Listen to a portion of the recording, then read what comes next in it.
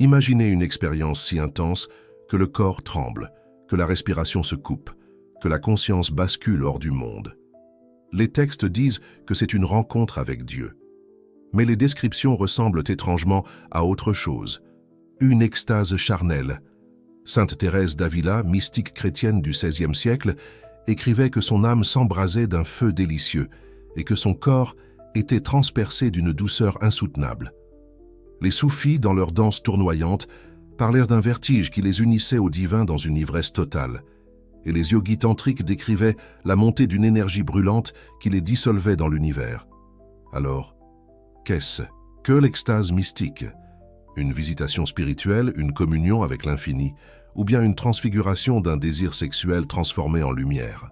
Depuis des siècles, les religions racontent ces expériences avec pudeur, les décorant de mots saints pour éviter toute confusion. Mais en secret, des maîtres ont toujours su que derrière l'extase mystique se cachait la même force qui enflamme les corps, l'énergie sexuelle. Dans cette vidéo, nous allons lever le voile sur un mystère trop longtemps dissimulé. Quand le spirituel et le sexuel se confondent, naît une extase que personne n'ose nommer. Et vous verrez pourquoi. Cette vérité dérange encore aujourd'hui. Depuis toujours, l'extase mystique fascine et dérange. On la retrouve dans les écrits des saints, dans les poèmes des soufis, dans les récits des yogis, et même dans certains textes kabbalistiques. Une expérience décrite comme une union avec Dieu, mais qui, dans ses manifestations, ressemble étrangement à une union charnelle. Certains parlent d'une chaleur brûlante qui envahit le corps, d'autres d'une lumière intérieure qui transperce jusqu'au cœur. Tous évoquent des tremblements, des cris étouffés, une joie si forte qu'elle se confond avec une douleur délicieuse. Alors, où se situe la frontière? Est-ce le divin qui embrase la chair, ou la chair qui, en se transcendant, touche au divin? C'est ce brouillard mystérieux que nous allons traverser ensemble. Mais attention, l'extase mystique n'est pas une simple curiosité spirituelle. Elle révèle une vérité dérangeante. Le spirituel et le sexuel n'ont jamais été séparés. Ce sont deux visages d'une même énergie que certains ont cherché à interdire et que d'autres ont osé transfigurer. Avant de plonger dans cette histoire complète, prenez un instant. Abonnez-vous à la chaîne, activez la cloche et dites-moi en commentaire si vous croyez que le corps peut vraiment devenir un temple du divin. Car ce voyage ne sera pas un simple récit historique. C'est une plongée dans l'expérience la plus interdite de toutes, celle où l'homme, en se perdant totalement, croit toucher l'infini. Et si les plus grandes expériences spirituelles de l'histoire avaient été décrites avec des mots brûlants, trop brûlants pour être répétés sans gêne, des textes qui parlent de frissons, de cris étouffés, de chaleur envahissante, de plaisir si intense qu'il se confond avec la douleur. S'agit-il vraiment de prière ou d'extase proche? De l'orgasme? Prenons le témoignage de Sainte Thérèse d'Avila au XVIe siècle. Dans ses écrits, elle raconte comment un ange la transperça d'une flèche ardente. La douleur était si vive qu'elle me faisait gémir. Et pourtant, si douce que je ne pouvais souhaiter qu'elle cesse. Un vocabulaire mystique, mais dont la proximité avec l'expérience charnelle n'a échappé à personne. Dans le monde musulman, les soufis vivaient eux aussi des moments d'extase. Leur danse tournoyante n'était pas un simple rituel esthétique. Elle conduisait à un vertige qui faisait basculer le corps et l'esprit hors d'eux-mêmes. Ils parlaient d'ivresse divine, d'union totale avec l'aimé éternel. En Inde, les yogis tantriques décrivaient la montée d'une énergie appelée Kundalini. Elle s'élevait du bas du corps jusqu'au sommet du crâne comme un serpent, de feu. Ceux qui la vivaient racontaient une dissolution totale de leur être dans une béatitude indescriptible, mélange de désir et de lumière. Ces récits, venus d'horizons si différents, ont pourtant une même résonance. Le langage, employé pour décrire l'extase mystique, est le même langage que celui du plaisir sexuel, un vocabulaire du corps, du feu, des larmes et des tremblements.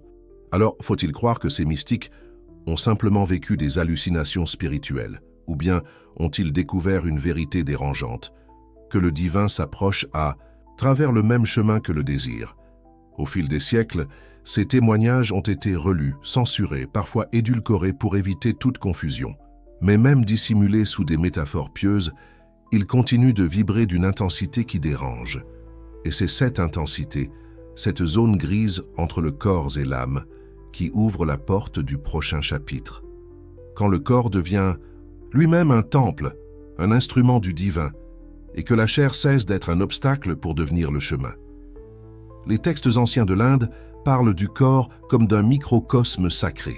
Les canaux d'énergie, les nadis, étaient perçus comme les colonnes d'un temple invisible. Chaque souffle, chaque mouvement intérieur devenait une prière silencieuse, ouvrant les portes de l'extase.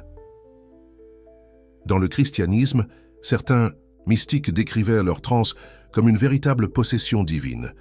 Le corps tremblait, la voix s'éteignait, les larmes coulaient. Les témoins de ces scènes étaient bouleversés. Ce n'était plus seulement une prière, mais une fusion corps-âme où la frontière disparaissait. Les soufis, eux, allaient encore plus loin. Ils parlèrent de la danse du corps comme d'un chemin vers Dieu.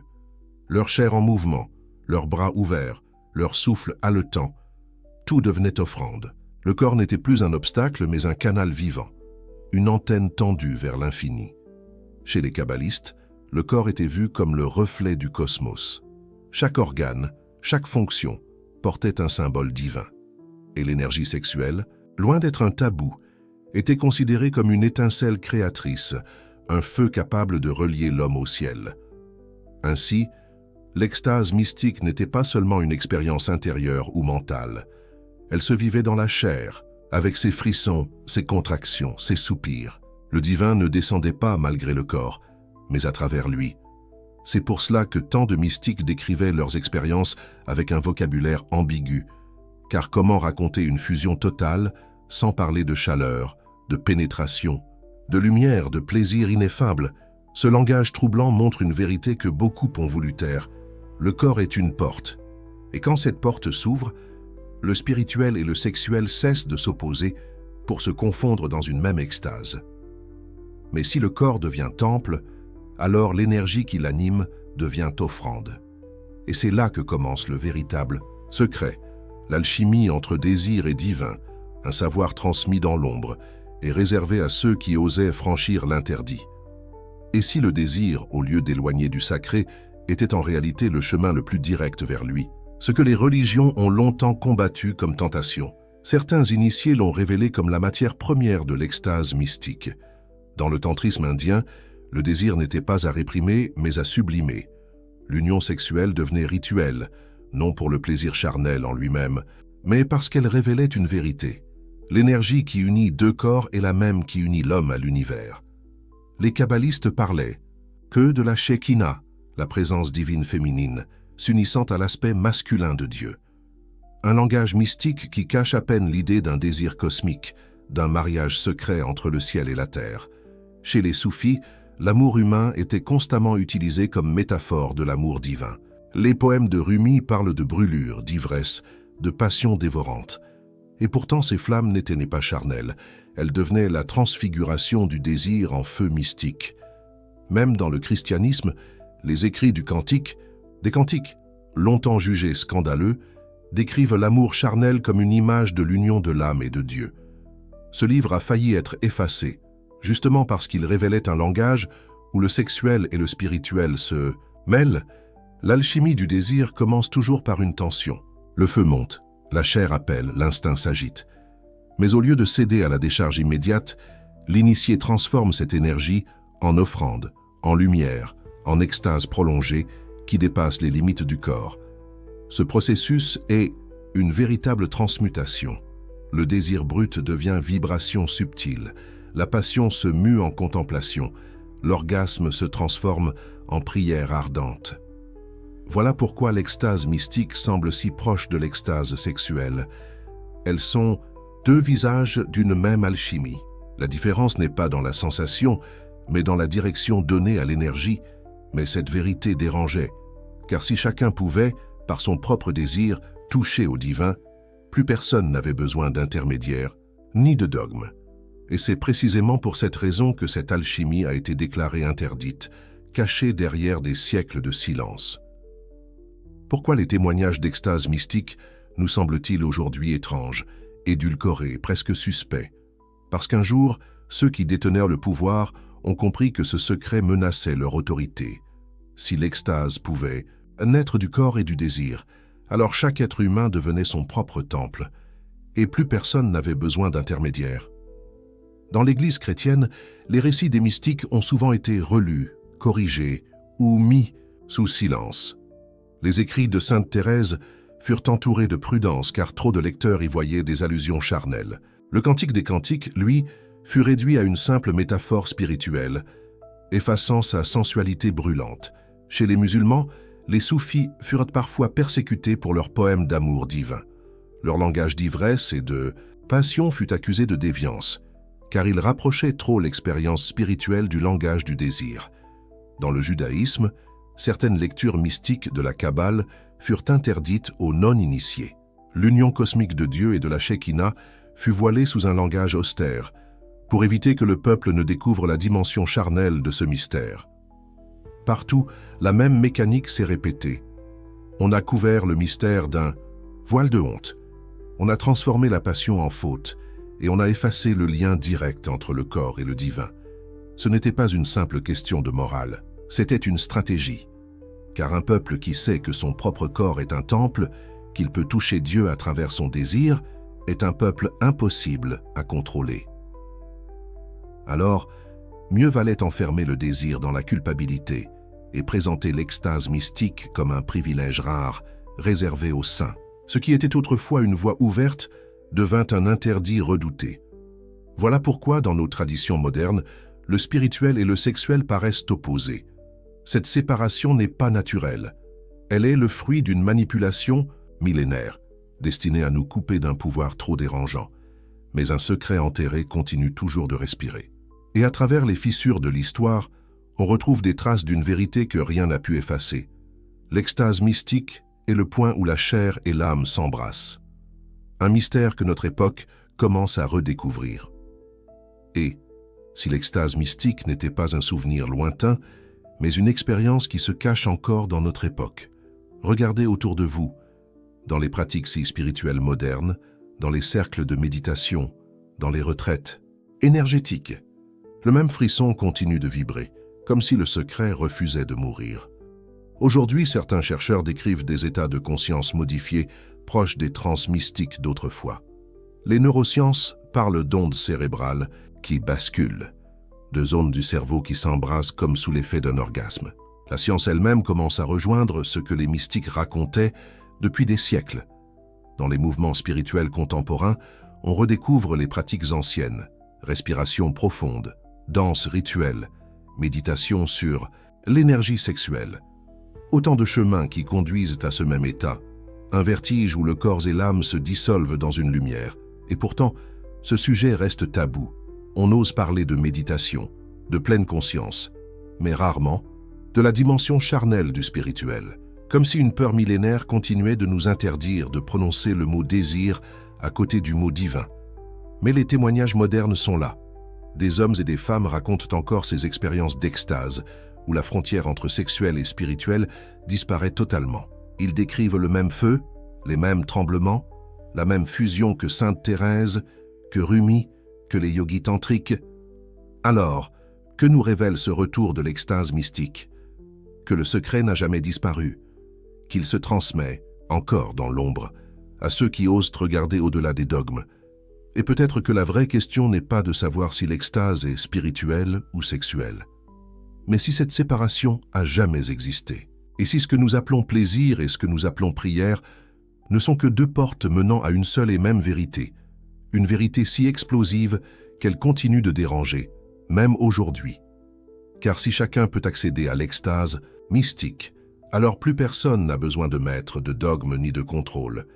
L'extase mystique n'est donc pas une relique du passé. C'est un héritage vivant, une possibilité qui sommeille dans chaque être humain. La seule question est, oserez-vous franchir la frontière où le spirituel et le sexuel se confondent? L'extase mystique n'est pas une légende. Elle n'est pas non plus un simple phénomène psychologique que l'on peut enfermer dans des laboratoires. Elle est une énigme vivante, une frontière fragile, où la chair et l'âme cessent de se contredire pour s'embrasser dans une même brûlure. Ce que nous avons exploré dans cette histoire complète n'est qu'une esquisse, un fragment d'un puzzle beaucoup plus vaste, dont les pièces sont éparpillées à travers les siècles, les poèmes des soufis, les visions de Thérèse, les respirations des yogis, les murmures des kabbalistes. Tous parlent du même feu. Un feu qui consume et qui libère. Mais pourquoi ce feu a-t-il été caché? Pourquoi tant de siècles de silence, de censure et de peur? Parce que l'extase mystique est un secret dangereux. Elle ne se contente pas d'apaiser, elle ne se contente pas de réconforter. Elle brise, elle ouvre des portes qu'aucun pouvoir ne peut refermer. Celui qui goûte à cette extase ne peut plus être possédé. Il devient temple de lui-même. Il n'a plus besoin d'intermédiaire, ni de dogme, ni d'autorité pour lui dire où se trouve Dieu. Il l'a senti, dans son propre souffle, dans son propre frisson, dans l'abandon total de son corps. Voilà pourquoi ce mystère a été déformé. Voilà pourquoi on a séparé le sexuel du spirituel, comme si deux forces contraires ne pouvaient jamais coexister.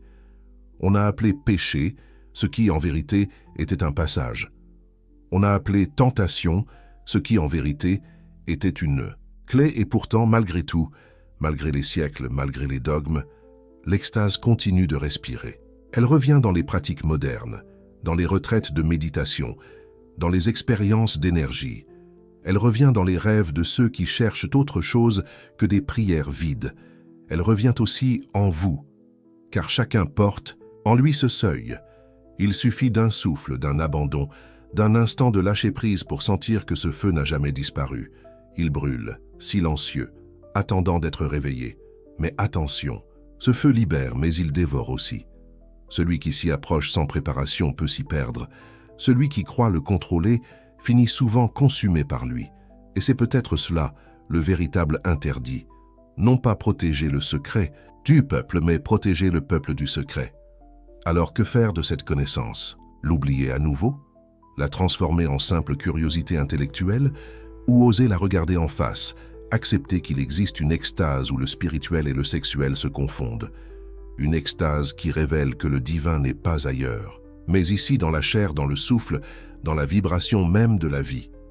En refermant cette histoire, je ne vous laisse pas avec une conclusion, je vous laisse avec une question. Et si, depuis toujours, la vraie prière était un orgasme de l'âme? Merci d'avoir suivi ce voyage jusqu'au bout. Dites-moi en commentaire ce que vous en pensez. Est-ce que l'extase mystique vous semble une illusion ou une vérité trop explosive pour être révélée? Et si ce sujet vous a touché, abonnez-vous et activez la cloche, car d'autres secrets interdits nous attendent encore.